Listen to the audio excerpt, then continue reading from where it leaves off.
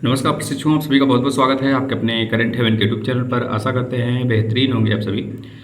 हम अभी बात करने वाले हैं डीएलएड और बीएड का, जो अभी फ़िलहाल में केस आया है, जिसमें ये अचानक सा एक तरह से जो एटम्स बम होते हैं उसकी तरह विस्फोटक के रूप में, बिल्कुल महामारी जैसे महामारी फैलती है ना, वैसे इतनी तेज़ी से फैला कि हमारे बीएड वाले प्रशिक्षु का जो एक तरह से मन का संतुलन है ना, मानसिक पीड़ा जो है ना, वो बढ़ गया है। और बेचारे बहुत ज़्यादा ही परेशान हो चुके हैं, काफ़ी ज़्यादा परेशान हैं, हद से ज़्यादा अगर देखा जाए तो।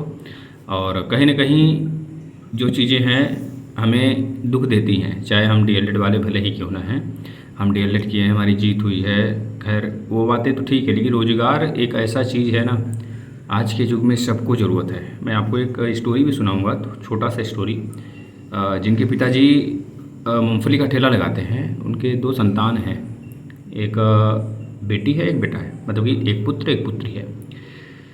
पुत्र उनका जो है बीएड किया हुआ है, और जो उनकी बेटी है वह डीएलएड की हुई है। डीएलएड वाला जो, मतलब जो बेटी डीएलएड की है वो थोड़ी बड़ी है उससे, उसका क्लियर हो गया है। और बेटा जो है, मतलब जो उनका पुत्र है, वह अभी बीएड कर रहे हैं, सेकेंड ईयर में है। मैं उसकी बात करूंगा अभी आपसे, लेकिन फ़िलहाल में अभी एक जो आपके दिमाग में यह चल रहा है कि सर मैं सीटेट का पेपर क्या करूं, दूं या ना दूं, बीएड वाले बच्चे, और क्या सर यह बदल सकता है। तो मैं आपको बता दूं, देखिए कितना भी एक तरह से ये चीज़ें हो गई हों, लेकिन जो एक तरह से हमारे जब एक तरह से हमारे जब मूल अधिकार की बात आती है, तो वहाँ पे इसके लिए सुप्रीम कोर्ट कदम उठाती है और इसको चैलेंज किया जा सकता है सुप्रीम कोर्ट में। तो वही बातें हुई हैं, क्योंकि आपको पता है आर्टिकल नंबर 86 जो आर्टिकल नहीं, संशोधन है आपका, तो उसमें यह बातें मेंशन किया गया था कि भाई 21A में, अनुच्छेद 21A में, कि जी हमें शिक्षा का अधिकार है, और शिक्षा के अधिकार रहते हुए और हमारे शिक्षा का हनन ना हो। जो 6 से 14 साल के बच्चे हैं उनको सरकार खुद सारी चीज़ें वहन करेगी उनकी। तो इस चीज़ का हनन होते हुए दिख रहा था सुप्रीम कोर्ट को, तो उसका हवाला देते हुए इन्होंने बीएड वाले को रिजेक्ट किया है, भाई प्राथमिक के लिए एलिजिबल नहीं है। और प्लस बहुत सारी चीज़ें इसके पहलू हैं, बहुत सारे चीज़ें कंडीशनल हैं, तो उसको देखने के बाद यह पता चल जाता है कि भले ही, अभी मैं इसके पक्ष में भी थोड़ी सी बातें करूंगा जो हो सकता है भविष्य में जाके। अभी फ़िलहाल में जो पूरी तरह से दावा है कि भाई आप नहीं दे सकते, और यह श्योर है, क्योंकि सिंगल बेंच का यह एक तरह से बयान है। बच्चे डबल बेंच की बात कर रहे हैं, डबल बेंच की मांग कर रहे हैं बीएड वाले प्रशिक्षु, और बीएड वालों ने एक तरह से अध्यादेश पारित करने के लिए सदन में एक एप्लीकेशन दे दिया है कि भाई जो बीएड वाले बच्चे हैं वह सभी क्षेत्र में एलिजिबल हो जाएं, मतलब कि पीआरटी के लिए भी, टीजीटी के लिए भी, पीजीटी के लिए भी, हर एक सत्र के लिए। क्योंकि अगर ऐसा नहीं करते हैं तो 5 साल से जो आपने यह लगा के रखा हुआ था नौटंकी, इसके पीछे फिर पहले आपने क्यों नहीं बताया चीज़ें। मतलब जब अब हम बिहार शिक्षक भर्ती देने वाले हैं, प्लस उत्तर प्रदेश में भी तो नहीं आ रहा है फ़िलहाल में, जब भी आएगा देखा जाएगा। फ़िलहाल में जो चल रहा है, अगर मैं उसमें अभी फॉर्म भरा हूँ, बहुत ज़ोरों से हमारी तैयारी चल रही थी सीटेट का। सीटेट 8 दिन बाद, 10 दिन बाद सीटेट होने वाला है, 10 दिन बाद बिहार की शिक्षक भर्ती होने वाली है। इतनी बड़ी वैकेंसी, कितनी सपने सजे हुए थे जिनके माँ बाप बच्चों को, अभी बताएंगे उस कहानी को भी, मैं जो आपको आपके सामने टिप्पणी किया हूँ। तो उनके माँ बाप किस तरह से पढ़ाए हैं 2-2 संतान को, मूंगफली बेचकर, कितने के सिलाई करके। कोई जानता नहीं है कि बच्चे कैसे पढ़ते हैं, लेकिन माँ बाप पढ़ाते हैं, क्योंकि उनको पता है कि मैं अगर हर दिन मजदूरी कर दूँ ना, 500 रुपये हर दिन कमा लूँ, 100 रुपये खर्च करूँ, 400 रुपये बचाऊँ ना, तो मैं अपने बच्चे को बीएड करा सकता हूँ। बिल्कुल, तो ऐसे करते हैं माँ बाप, और उनका फ़र्ज़ है, अपने फ़र्ज़ को पूरा करते हैं। लेकिन उनके फ़र्ज़ को बच्चे सफल जब नहीं कर पाते हैं ना, उनको लगता है कि मैं करने ही वाला हूँ, अगर नहीं कर पाता हूँ ना, तब कितना बड़ा दुख होता है, उसका अंदाज़ा आज बीएड वाले बच्चे सह रहे हैं। खैर, जो यह बोल रहे हैं, डीएलएड के एक प्रशिक्षु थे, कई सारे प्रशिक्षु थे, बोले कि हमारी जीत हो गई है ना, ऐसे झंडे के रूप में लहरा कर, सर आप कह रहे थे कि बीएड वाले जीतेंगे, है ना, ऐसा कुछ। तो हम कहे भाई देखिए ठीक है, खैर वहाँ पे फ़ायदे की बात है, अगर हमें पता है। खैर अब ज़्यादा इस पर हम बात नहीं करेंगे, नहीं तो फिर से टीका टिप्पणी आप लोग करने लगेंगे, आप लोग का कोई बात नहीं। लेकिन जो भी बच्चे डीएलएड हो चाहे बीएड हो, यहाँ पे इस प्लेटफॉर्म पे सबकी जो एक तरह से वो है ना, क्या बोलते हैं, भावना समान है।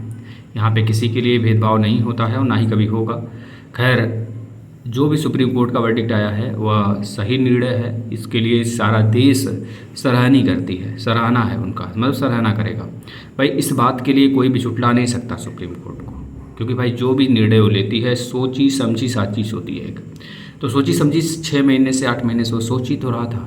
आज वह निर्णय आया है, वो बहुत ठोस है। उसको केंद्र सरकार भी अगर जो आपका एससी मतलब जो आपका एनसीटी था उसका गाइडलाइन पूरा खारिज हो गया है, समझ रहे हैं ना। उसकी भी अब उसके पास पावर भी नहीं है कि वह चैलेंज करे। तो उसके गाइडलाइंस को एक देखते हुए अगर देखा जाए तो बहुत सारी चीज़ें फिनिश हो चुकी हैं।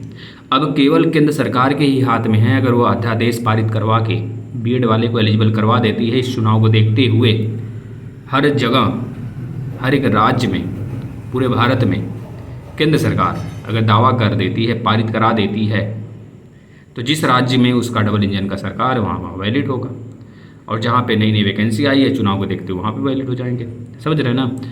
और यह क्षणिक हो सकता है, जैसे कि 5 साल, 6 साल, 10 साल, क्योंकि अध्यादेश होता है मानसून में जो मतलब सत्र एक तरह से आहूत होता है, अनाहूत होता है, मतलब बैठता है सत्र का, सत्रावसान किया जाता है। मतलब सत्र जब बैठती है, जब संसद स्टार्ट होता है, उसमें मानसून सत्र इस समय चल रहा है, आपको पता होना चाहिए।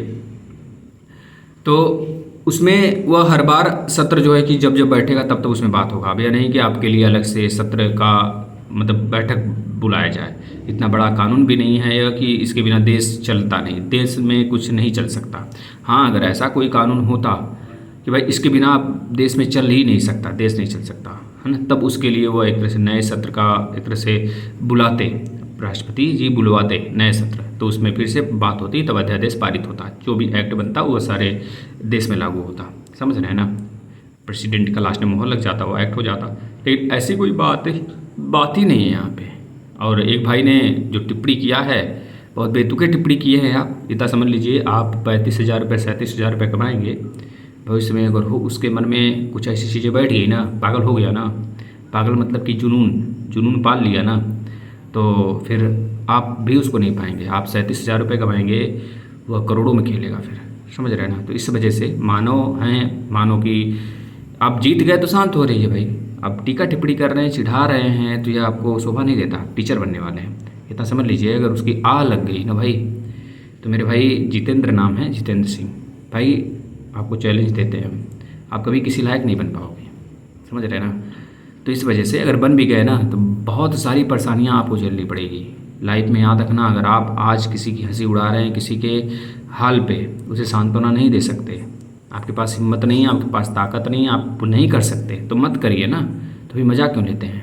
मज़ा इस वजह से लेते हैं क्योंकि आपको भविष्य में उसका भुगतना पड़ेगा। आज जो कर्म कर रहे हैं आप, इसका निश्चित है कहीं ना कहीं भरपाई करनी ही करनी पड़ेगी आपको। इतना दिमाग में उन्हें बैठा लेना, उसके बाद जो भी चीज़ें करनी है आप करते रहना। और आप सभी को बेस्ट ऑफ लक। जो बच्चे बिहार की शिक्षक भर्ती के लिए फॉर्म भरे हैं, चाहे बीएड हो चाहे बीटीसी हो, बच्चे देना है हमें, चाहे जैसे किसी भी सूरत में दीजिए आप। वर्डिक्ट अगर चेंज होता है तो मे भी कुछ भी हो सकता है, इस वजह से प्लीज़ रिक्वेस्ट दीजिए। और सीटेट के लिए भी दीजिए आप, कोई भी इसमें दुविधा नहीं। आप पहले तो एग्ज़ाम तो दीजिए। फॉर्म भरे हैं, तैयारी कर रहे थे, लास्ट समय चल रहा था, 8-9 दिन बचा था, तो आप प्लीज़ एग्ज़ाम न वहाँ से स्किप करें, आप दीजिए। और जो भी न्यूज़ आएगा वो आपको मैं देता रहूँगा। भले तुरंत नहीं दे पाऊँगा, लेकिन मैं कुछ ही दिन में, मतलब रात वगैरह में ऐसे आपको अपडेट करता रहूँगा, क्योंकि मुझे थोड़ा सा इसी समय मिलता है, टाइम मिलता है, तो मैं आपको बताऊँगा। और जो स्टोरी थी, वीडियो लंबी न बन पाने के कारण मैं इसको स्टॉप करता हूँ, किसी अन्य वीडियो में आपको स्टोरी बता दूँगा। धन्यवाद।